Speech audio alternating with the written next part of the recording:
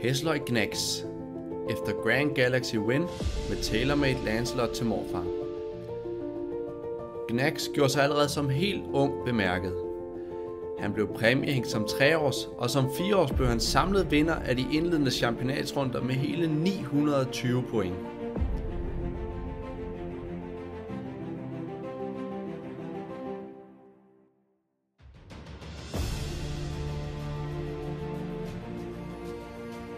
Faren er fløjhingsten Grand Galaxy Win, der selv går med stor succes i international dressur. Morfaren TaylorMade Lancelot er international Grand Prix hest og har været en del af det engelske bruttolandshold.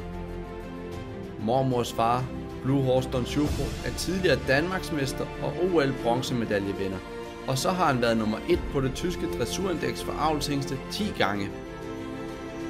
I 4. led finder man årets hingst 1999, Midwest Eagle-Eyed.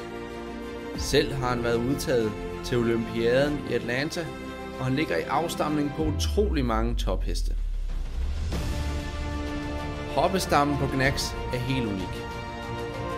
Oldemoren, Lindegård Smejtej, var selv årets hoppe, og har stadig den dag i dag det højeste afprøvningsresultat nogensinde.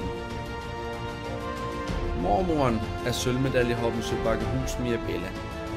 Hun vandt selv helt exceptionelt 4-årschampionatet og gik senere Grand Prix under Joachim Thomsen. I avlen er hun mormor til 4 championatsfinaledeltagere, 2 præmiehængste og 1 unghestechampionatsvinder.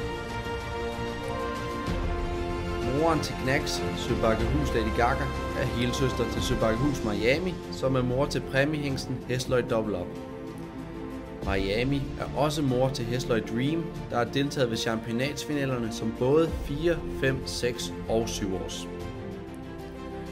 En halvsøster til Lady Gaga er Søbakkehus Mia Moore. Hun er mor til unghestechampionatsvinder 2022 og UVM-finaledeltager Søbakkehus Mode. Ydermere er hun også mor til Søbakkehus Delayed, der var finaledeltager i 4-årschampionatet, og Søbakkehus Manila, der var finaledeltager i unghestechampionatet. Endnu en halvsøster til Lady Gaga er Søbakkehus Maggie. Hun er mor til den færdigkårede hingst Søbakkehus First Mover. Altså en helt unik hoppestamme, der ligger bag denne fantastiske hingst. Selv er Gnacks i besiddelse af et fantastisk temperament. Han er ydermere særdeles ridelig og har 3 helt fantastiske gangarter.